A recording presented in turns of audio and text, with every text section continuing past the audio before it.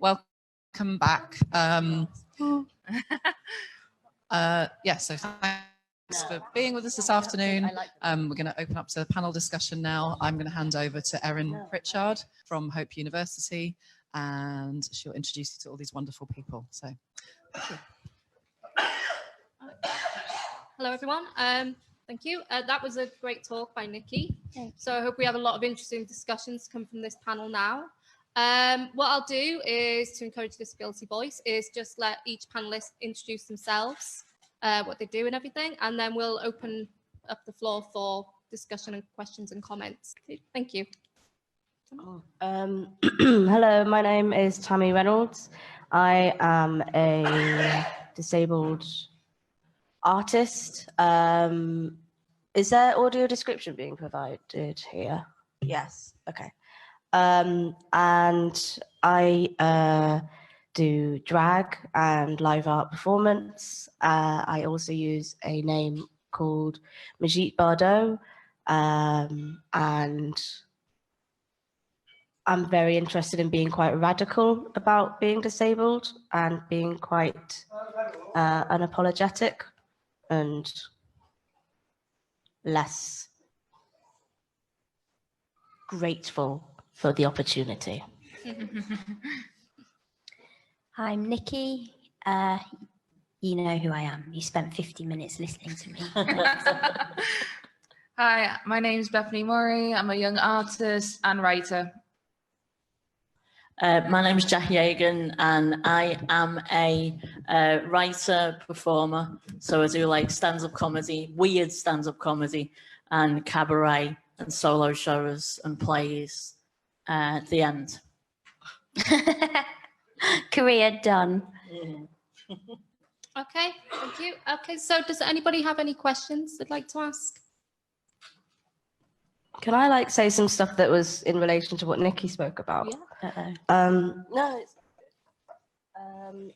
it's I kind of related to you talking about the intersections of being a woman and being disabled, and that kind of idea of sexuality and that kind of stuff, because I think I do think it's interesting with disabled men as well, of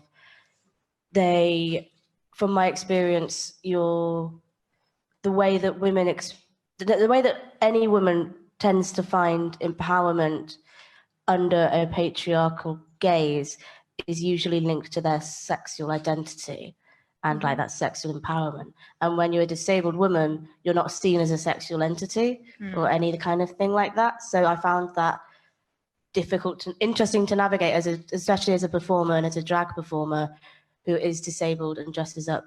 I dress up as a woman, and I'm also a woman. And that confuses a lot of people. But for me, it feels like I am going into a different kind of gender because it's sexualized, but I don't feel that sexualized day to day. And it's made myself and other people interested in why that's happening. And it was odd for me because I couldn't understand, as Majit Bardot, why I would always want to wear tight dresses and get my tits out and fishnets. I'm doing a gig later, so yeah, come along. Me and Jackie are doing a gig. Yeah, I'm great. She's all right. At the Blue Coat at 7:30, let's say. It's a cabaret night of disabled women's voices, so it's great. But yeah, and I was kind of confused about why I was leaning towards this kind of sexualized, hyper-sexualized woman. And I think it was because I didn't feel disabled on stage. I felt like I had complete agency and control. And I thought, okay, well, as a woman, I think this is how I want to do it. And it started bleeding in to my day-to-day life. And I became way more empowered in my body. I became way happier in my own skin, because I didn't feel like I was being seen. I didn't feel like I was reacting to other people's expectation or opinion as a disabled woman. It was just me, which is nice, I guess. Yeah, I think it's really fun to play with that idea that you're meant to be sexualized as a woman on stage. I've just done a gig that I didn't realize it was all burlesque, and it was hardcore burlesque. People were getting the holes out and everything. And then I come up and I basically just stand there and say deadpan things. And I was like, I need to get a bit of my body out. So I got my stump out, sexualized that, mother effers, and, drew a face in it and all this stuff. But yeah, it's like once you can sort of disentangle the pressures that are being put on you and realize that the pressures that are being put on you are rubbish, then you can start to play with it and not feel like really held down by it and sad that you're not like, Kate Moss with one leg or whatever. Like, I've kind of been lucky in that kind of department lately because when I'm on stage, I'm not usually showing anything off, just my talent. But I think as young people, we're not very exposed to that kind of like thing of showing the rest of the body parts, the chest or the lower skirt or anything like that.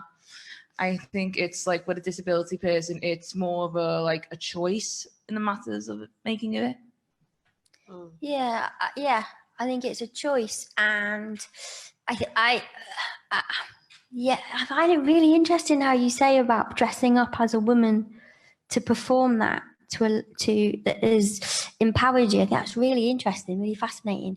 And I think it is about what you say, Jackie, about just going, yep, this is what I'm going to do. I'm feeling that and being liberated by that.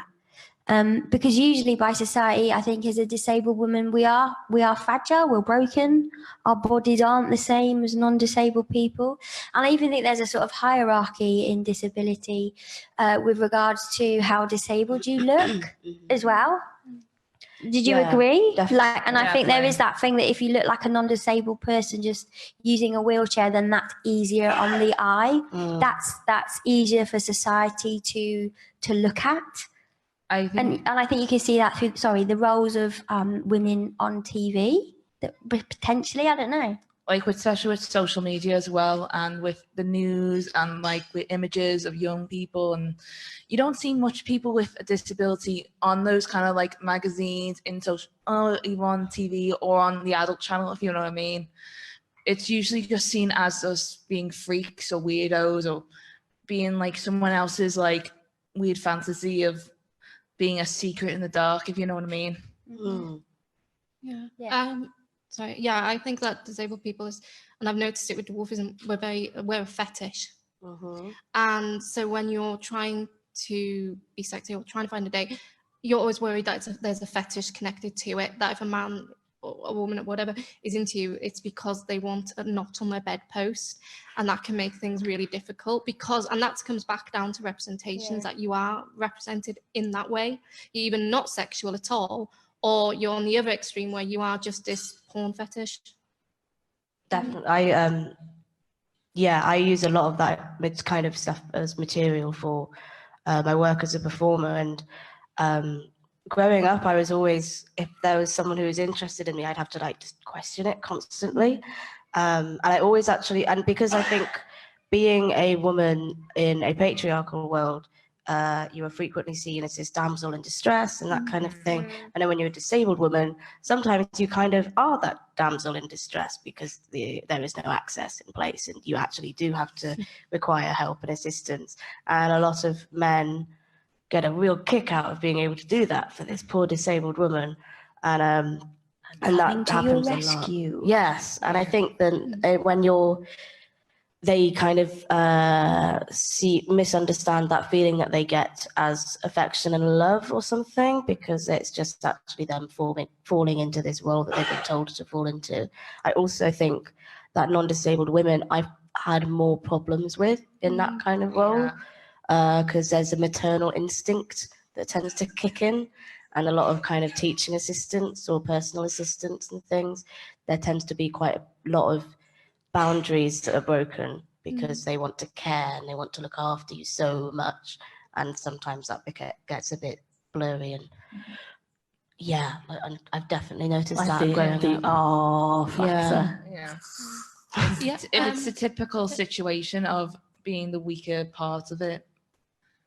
You know what I mean? Because it's not just with the men, it's just how it's been raised on generations of seeing the public as us as like easy targets as to being fallen or the last choice to have a partner. Okay, we've got a question. Before that, Jackie, remember that's the name of our new show, The R The R factor. Factor. Coming to a TV near you. Okay, so yeah, we have a question. Can you just say your name and Kath, I wanted to contribute something and then ask a question. About 20 years ago, I used to perform in drag, dressed up as female. But the motivation for it was that I was part of the gay scene in Manchester and I didn't feel butch enough. So I was presenting in a female way and was sort of upset by some of the responses around me. And it felt that creating this character, Daisy Buttercup, was a way of being able to say what I wanted to say and make people laugh and make people a bit frightened. It's like doing feminine as a gay man might do feminine was like a kind of just, I mean, it wasn't that conscious, it was just a thing I wanted to do, and then I kind of figured out why I was doing it. But I wanted to ask the panel, because I know at least one person on the panel is bisexual. I wanted to ask people if they have a non-heterosexual identity, if they feel they've had to choose between like being queer and being disabled. Do you feel like you've had to make a choice or prioritise any of those? Can I go first? Or? Yeah, go ahead. So I identify as queer, and I had this kind of realization that queer issues bother me, obviously, and I am a big activist in that way, but I can't afford to be as big of a queer activist as I can for a disabled activist, because those are the oppression I face as a disabled person is just like way bigger than as a queer person. So I didn't realize my queerness till, I mean, it's all arguable because there's still 60-year-old people who don't know they're queer, but like, I didn't realize my queerness till in my early 20s, and I'm quite a self-assured, self-aware person who reflects on everything, but I didn't feel like I could be queer because I was like, God, I don't want another thing as well. And also because I was so eager to seek some kind of acceptance from who I deemed as the people who needed to accept me, which were men. I was like, I must be attracted to men because they're the people who are going to look after me and are going to help me out of all this shit and that kind of stuff. And then I realized I really, I'm so glad I don't like just men, because I just, yeah. But it was something that I realized I didn't have the ability to focus, to even consider that I could have a different sexuality, because I felt like I wasn't allowed one almost, because I wasn't a sexual being, because I wasn't seen as someone to have sex with. So why would I bother having any kind of choice or taste that would go outside of the norm? I don't know what everyone else's experience is. I just, oh, go on, someone else. I just have to keep reminding people. So it's like, so I go on about class a lot, right? That's my thing. And then the other thing is, you know, I'm bi and I'm disabled. You know, there's other stuff going on as well. But like, because I'm doing like tour on a show that's all about class now, I just have to every now and then go, oh, did you remember the queer thing as well? And make a little bit of art about that. But I think it's just that people sort of forget what's going on. And so when I'm invited to something, I get invited to like diversity things all the time. This is a good one because we know what we're talking about, okay? We're actually disabled and care, but I often get invited just so that they can put a picture of someone with one leg on the brochure, right? And so when that happens, I go there on the leg ticket and I talk about class, or if I'm invited to something on the queer ticket and I feel it's a bit tokenistic, I'll go and I'll talk about disability. So I think you've just got to, yeah, do what you want to do. Okay, so any other questions? Don't be shy. Well, Nickie, I was thinking you were talking about, and you hinted at cripping up, as that allows this, you know, the non-disabled person to create a narrative of disability identity and stuff. And I just thought if you could like maybe expand on that and how that's problematic? Yeah, I think there's a lot of cripping up, which I don't believe in. I think it's really weird because it's tied up in all that thing I was saying about lack of access to drama schools. Oh, why are we going to train you? There's no roles for you. And then, you know, a film comes out like Inside I'm Dancing, and they say, well, we haven't found the right talent for those roles. And well, that's because there's a lack of training for disabled actors to get into those roles. Yeah, and people go, oh, but it's acting, that's what people do. And I'm like, yeah, I'll allow that when disabled actors can play a non-disabled role as well. So not enough disabled actors are being seen anyway for disabled roles, and why not? So I will allow cripping up to happen when I know that disabled actors can go and play a non-disabled role, that disabled actors are being seen for every audition the same as a non-disabled person is. Until that point, I think we need to stop it. And also I think it hints on, well, it doesn't hint, it is, that what I talk about is the non-disabled narrative on what the disabled narrative is, whereas it's a non-disabled person going, like, did you ever watch Glee? Yeah. Yeah. Like, I loved Glee until I found out that the guy that played the wheelchair user was not a wheelchair user and was a non-disabled person cripping up. And there was that episode where I think he had a dream, and his dream was that he could run or whatever. Oh no, he was part where we wanted to be a dancer. To be a dancer, that was it. See, I didn't even bother watching the episode. I got to that bit, I was like, ah. You get it on Netflix now. Yeah, and it, nah. And then at that point, I just went, no. I don't sit and dream about that at night. And I guess he was dancing without the wheelchair. Yeah, of course he was. But he was why? up like Yeah. singing and dancing like a non-disabled person.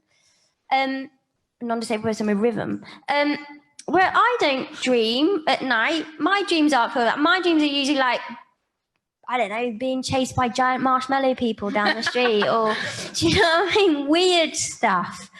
And that to me that was so written by a non-disabled person going, oh, what does a disabled person dream of? Oh, it's this, that, and the other. Let's put that in.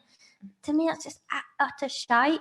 And what was that film we were talking about that I've not watched, Me Before You, or whatever that thing, where it was just she didn't even talk to disabled people, but yet she writes this book and fortunes from a film about how bad it is to be disabled. Let's just take ourselves off to Dignitas.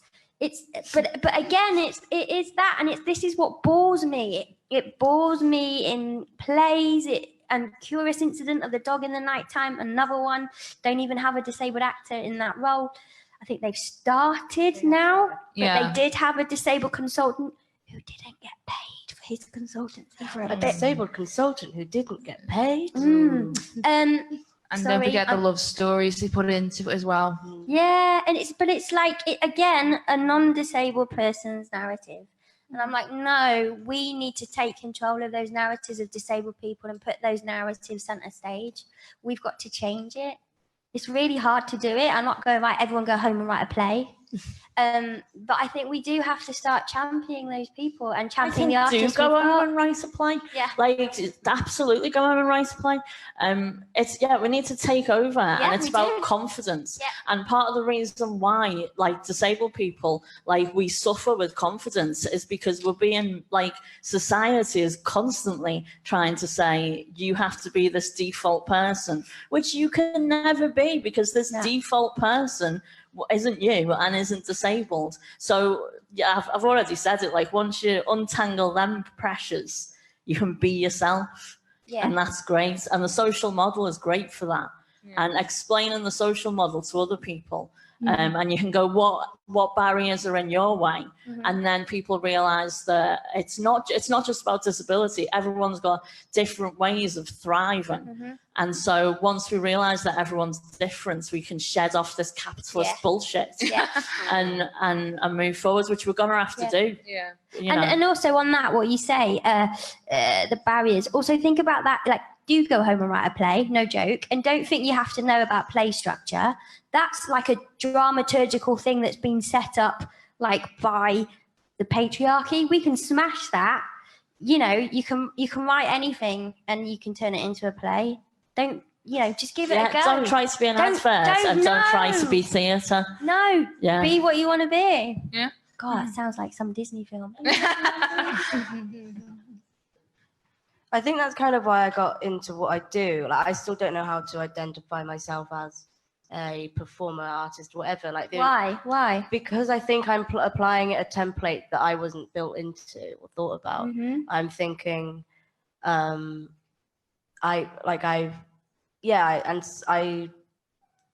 see a lot of other. Like, that's what I love about drag and that kind of thing. And I would argue that almost every disabled person ever, especially disabled artist, is doing some form of drag. And I think that it is something where it can be applied to anyone because it's completely coming from the inside and then showing what it is on the outside. There is a lot of cripping up in drag, sadly, in a way where they use the excuse that there's an aesthetic choice and it's so interesting with aesthetics, and then it's a political comment on the fact that I feel so crippled on the inside and feel so sad, or like, oh, my high heels are too high, so I need crutches to walk with them. And it's like, don't fucking wear the heels. That's like another sort of criticism from the point from you, isn't it? Yeah, exactly. And but because drag claims to be subversive, then they think they get away with it, but it's still the same thing. And it's something I'm working on a lot in terms of why, and that's a bit of a side point, but going back to the idea of a template, and like, you go home and if you write something down on a piece of paper and decide it's a play, then it's a play. And then you're a playwright. And I started realizing that I was doing a lot of like poetry readings and writing constantly. Writing is, for me, the most accessible way I can express myself. And so I thought, oh, that means I'm a writer then. And I got bored of writing, and I got bored of my own writing voice, and I wanted to perform it. But all the people I would see were performers who, like with drag, it's all about dancing and splits and handstands and kicking around and all of that. And I'm shit at all of that. And not because I'm disabled either. I'm just shit at it. And then I realized that I could just do it my own way, and that's fine. And then I started realizing that doing it my own way was really good, and people really liked it because it was like nothing they'd ever seen before, because I wasn't doing it thinking about anyone else.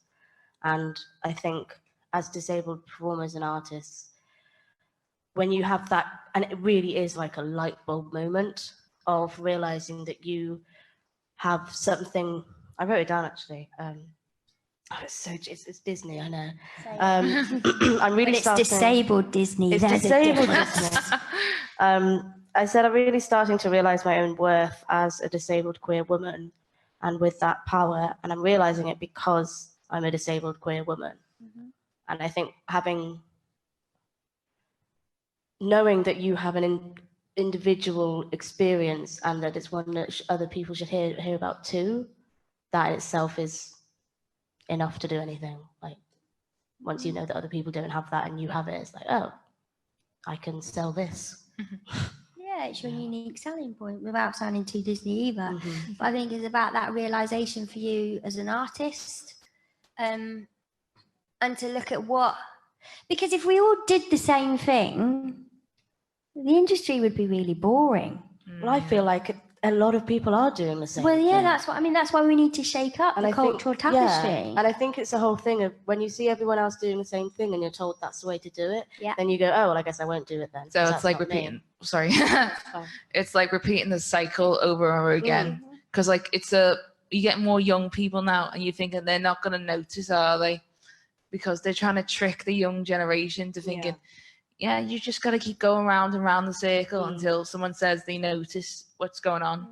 I think because we need to catch that eye of the people and telling them that today's world is changing for the better, not for like the worst, or sometimes. Well, it's changing. Yeah, that's the main thing. Because like it's an old saying, what was it? It's better for the people, but it might be worse for others. Because that's how it goes, isn't it? I think it. Go on, Jackie. Go.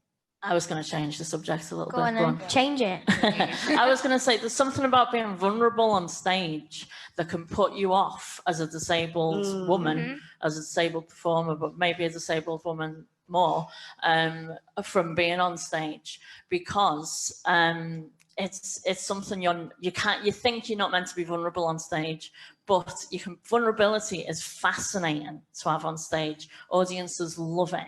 However, what you have to do is make sure that the audience can sit back and be an audience rather than feel like they have to come and help you. So it's about owning that vulnerability and owning the room.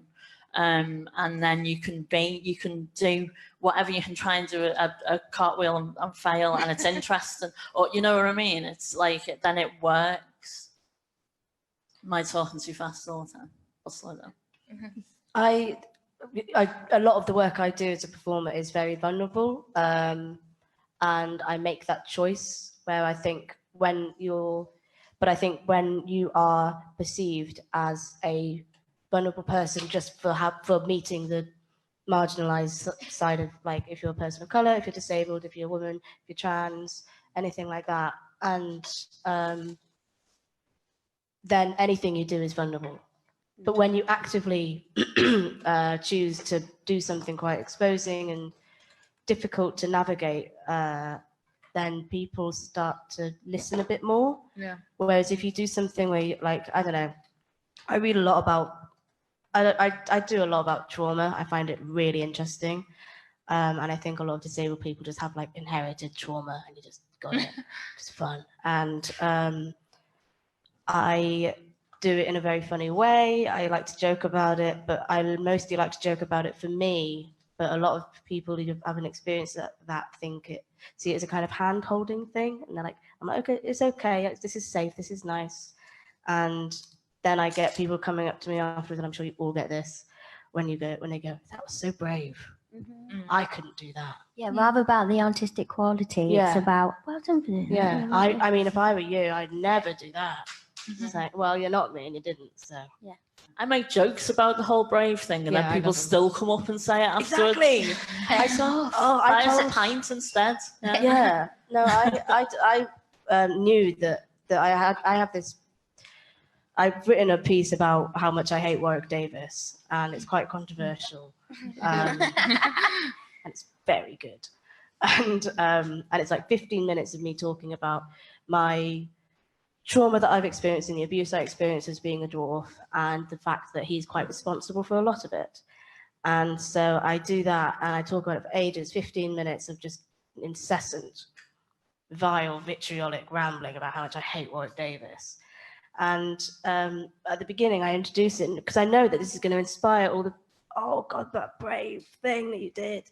So I always say, after I finish this, I want you to clap like you would clap anything else, and cheer like you'd cheer anything else. And I don't want you to go, yes, oh my God, I'm so brave. And I don't want you to come up to me, and I don't want you to tell me you're brave. I don't want you to tell me how inspiring it was, because that's literally the point I'm doing it, to tell you to fuck off. And they all just come up and they go, I know I wasn't supposed to say that it was brave, but like, it's really brave. I think because when we add our own little material and stuff, it makes us more confident and like, you feel more at home when you're not doing that kind of thing. Definitely. Okay, so anything else? Questions? Okay, like my students. All right, well, thank you. And if we can just show appreciation again to Nickie and all the panelists. Thanks. Thank you very much.